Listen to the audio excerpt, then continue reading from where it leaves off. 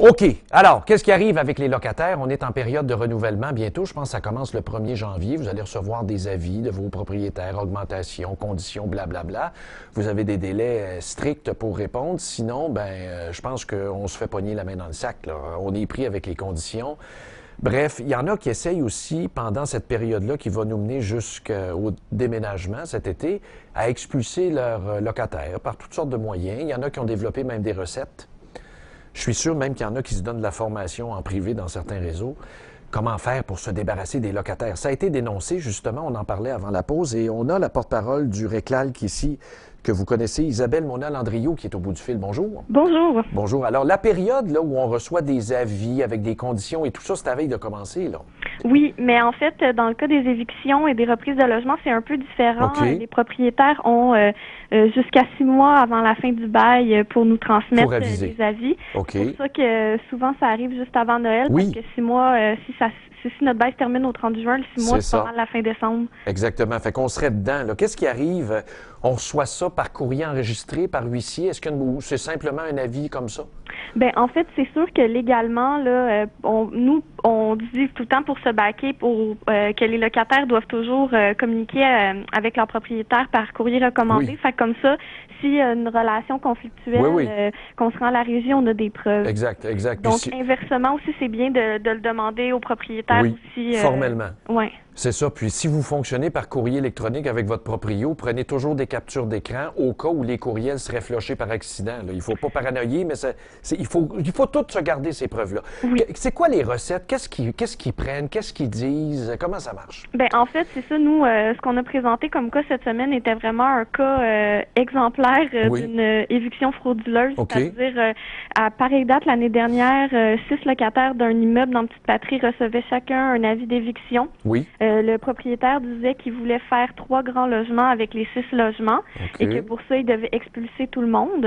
Les 6 locataires, en fait, se sont opposés. Ils sont allés à la régie du logement. Et là, en fait, entre-temps, le propriétaire il est allé chercher un permis à la municipalité pour ses travaux. Okay. Mais en fait, durant l'audience, ce qu'on a appris, c'est que le propriétaire, le lendemain qu'il a acquis son immeuble en 2014, il est allé voir la ville et puis leur a demandé, moi, je veux savoir c'est quoi le potentiel de mon immeuble. Et à ses dires, l'arrondissement lui aurait suggéré l'éviction pour pouvoir maximiser ses profits.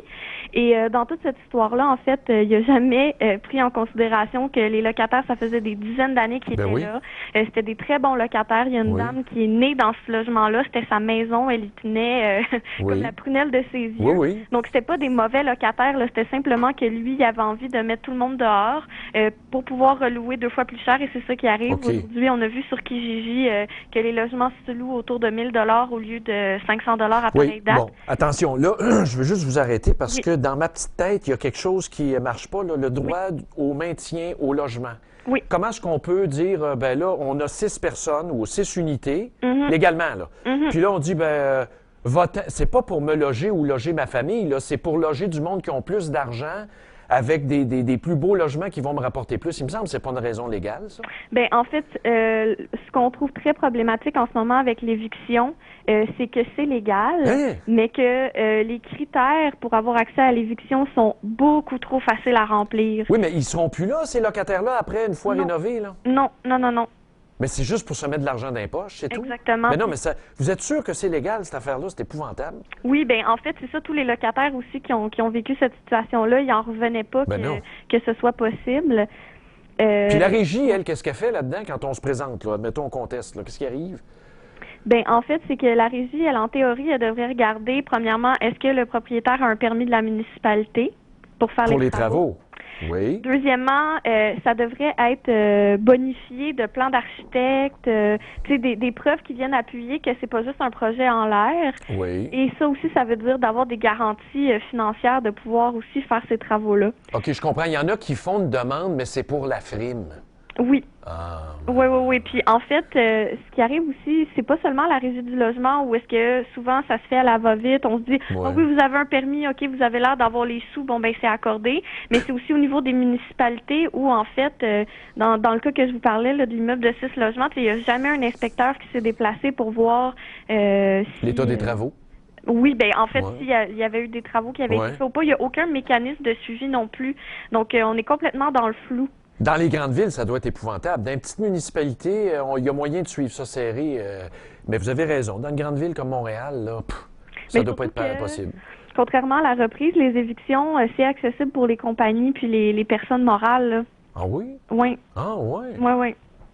Ah ben j'ai mon voyage. Oui. Donc, mais là, il n'y a pas de projet de refonte de la législation là-dessus ou du Code civil. Tu sais, on parlait de revoir les règles concernant la famille là, au niveau du Code civil. Bon, est-ce que Québec, ou c'est fini, là, il n'y aura pas d'autres réformes du Code civil là-dessus pour la législation du logement, non? Ben en fait, c'est une bonne question.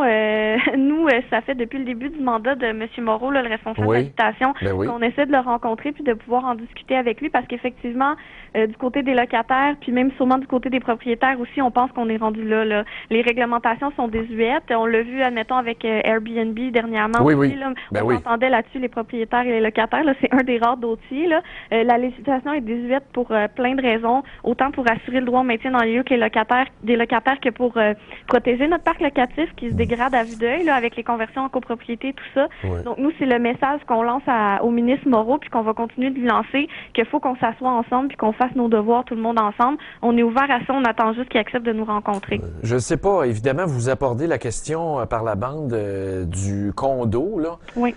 Écoutez, je ne sais plus. Moi, je comprends pas. La population, on l'a encore vu, là, elle augmente faiblement au Québec. Il y a une explosion de condos partout, mais à un moment donné, là, les personnes plus âgées comme moi, là, qui vont s'en aller là-dedans un jour, on va crever. Là. Qu'est-ce qui va arriver de toutes ces unités-là? Il n'y a pas personne qui peut mettre un moratoire là-dessus? Au niveau municipal, voyons donc. Ben en fait, c'est ça, nous. Ça a pas Ça, de c'est quelque sens. chose qu'on est en train de développer comme argumentaire aussi, les locataires, là, parce qu'en ce moment, il est supposé avoir un moratoire à Montréal Ah sur oui? les condos. Pour vrai? Mais Ben voyons en fait- donc, il y a des tours qui poussent partout. Oui, C'est des vieux projets probablement qu'on réalise. C'est qu'en fait, les arrondissements ont un pouvoir de dérogation. Ah! Donc, si les arrondissements croient qu'ils peuvent faire la pièce avec ça, ben ils dérogent, puis ils dérogent. Donc, la ville centrale, admettons, adopte, mais localement, il y a des trous, là, il y a des exceptions. Exactement. Donc, en fait, c'est ça, nous, on dit qu'il faut... tu sais, on est dans une situation similaire, sinon pire, que quand on a décrété un moratoire dans les années 80. Donc, il est temps vraiment de changer encore Oui. la législation, là. Ben oui, c'est ridicule. Ouais. C'est complètement ridicule. Ben écoutez, bon succès, on va suivre ça. Merci bien. Mais merci de m'avoir À la reçu. prochaine. Il n'y a pas de Bonne journée. problème. Au revoir. Au revoir. Bon, c'était le RECLAIC. C'est une drôle d'acronyme parce qu'évidemment, bon, ça dépend du nom de l'organisation, mais là, vous essayez de dire ça, là. Le RECLAIC. Le RECLAIC. Alors, c'était Isabelle Mona-Landriot.